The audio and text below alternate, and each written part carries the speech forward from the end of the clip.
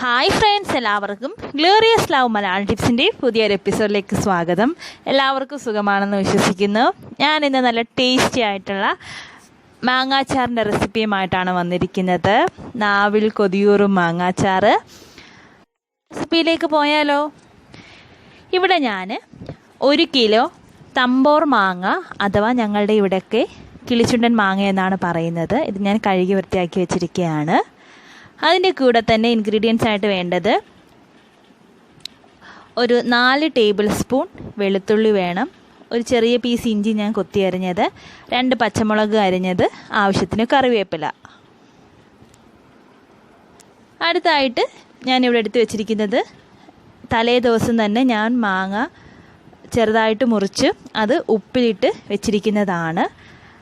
ഇതിൻ്റെ ജ്യൂസ് ഞാൻ മാറ്റി വെച്ചിട്ടുണ്ട്. നമുക്ക് ഈ അച്ചാറിനകത്ത് ആഡ് ചെയ്യണം. അപ്പോൾ നമുക്കിങ്ങനെ നോക്കാം.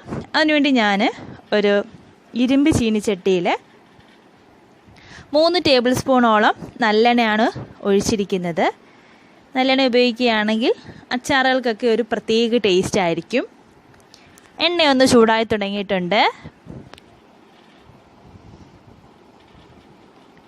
ഇതിലേക്ക് ഞാൻ 1 ടീസ്പൂൺ കടുക് ചേർത്ത് കൊടുക്കുകയാണ്. കടുകൊക്കെ പൊട്ടി തുടങ്ങിയിട്ടുണ്ട്.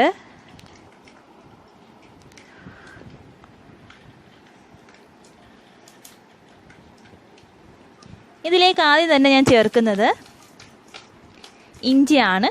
ഒരു ചെറിയ പീസ് ഇഞ്ചി അരിഞ്ഞത് ചേർത്ത് കൊടുക്കുന്നു. അടുത്തായിട്ട് ചേർക്കുന്നത് വെളുത്തുള്ളിയാണ്, 4 ടേബിൾ സ്പൂണ്. അതിൻ്റെ കൂടെ തന്നെ 2 പച്ചമുളക് ചെറുതായിട്ട് അരിഞ്ഞതും ചേർക്കുന്നു. എന്നിട്ടൊന്ന് മിക്സ് ചെയ്ത് കൊടുക്കുകയാണ്.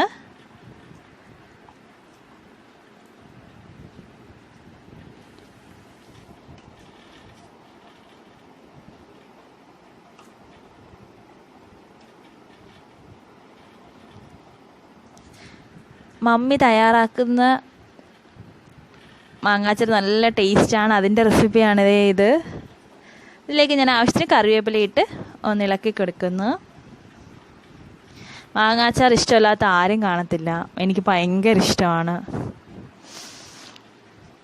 പ്രിസർവേറ്റീവ്സ് ഒന്നും ഉപയോഗിക്കാത്തത് കൊണ്ട് തന്നെ നമുക്ക് സമാധാനത്തോടെ കഴിക്കുകയും ചെയ്യാം. ഇതിൻ്റെ കളറൊക്കെ മാറി വന്നിട്ടുണ്ട്, ഒരു ലൈറ്റ് ബ്രൗണ്.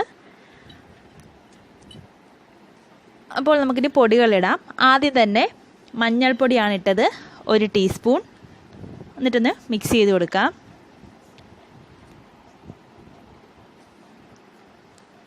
അടുത്തായിട്ട് ഞാൻ ചേർക്കാൻ പോകുന്നത് മുളക് പൊടിയാണ്, 4 ടേബിൾ സ്പൂൺ.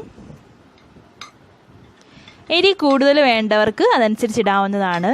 ഞാൻ പച്ചമുളക് ഇട്ട് അതുകൊണ്ടാണ് മുളക് പൊടി 4 ടേബിൾ സ്പൂൺ ആക്കിയത്. എന്നിട്ടൊന്ന് മിക്സ് ചെയ്ത് കൊടുക്കാം.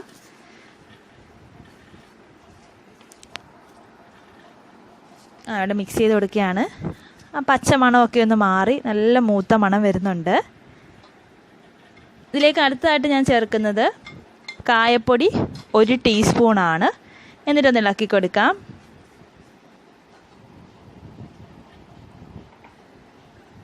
അതിലേക്ക് തന്നെ ഉലുവാപ്പൊടി 1/2 ടീസ്പൂണും ചേർക്കുന്നുണ്ട്. ഉലുവാപ്പൊടിയൊക്കെ 1/2 ടീസ്പൂൺ മാത്രമേ ചേർക്കാവുള്ളൂ. ഒത്തിരി നമ്മൾ ചേർത്ത് കഴിഞ്ഞാൽ മാങ്ങാച്ചാറിനൊരു കയ്പ്പൊക്കെ വരുന്നതായിരിക്കും. ഇതിലേക്ക് ഞാൻ മാങ്ങ ഉപ്പിട്ട് വെച്ച ജ്യൂസ് ഒഴിച്ചു കൊടുക്കുകയാണ്. എന്നിട്ടൊന്ന് മിക്സ് ചെയ്ത് കൊടുക്കാം. ഈ ജ്യൂസൊക്കെ ചേർക്കുന്നതുകൊണ്ട് തന്നെ പ്രത്യേക ടേസ്റ്റ് ആയിരിക്കും.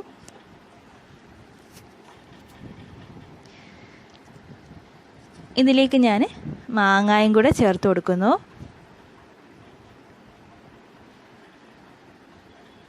എന്നിട്ട് നമുക്കൊന്ന് നല്ല രീതിയിൽ ഒന്ന് മിക്സ് ചെയ്തെടുക്കാം.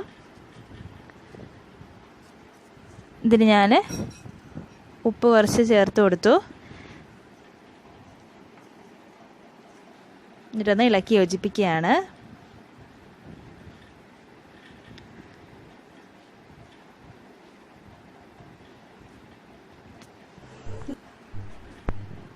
അങ്ങനെ നമ്മുടെ മാങ്ങാച്ചാർ ഇവിടെ തയ്യാറായി കഴിഞ്ഞു.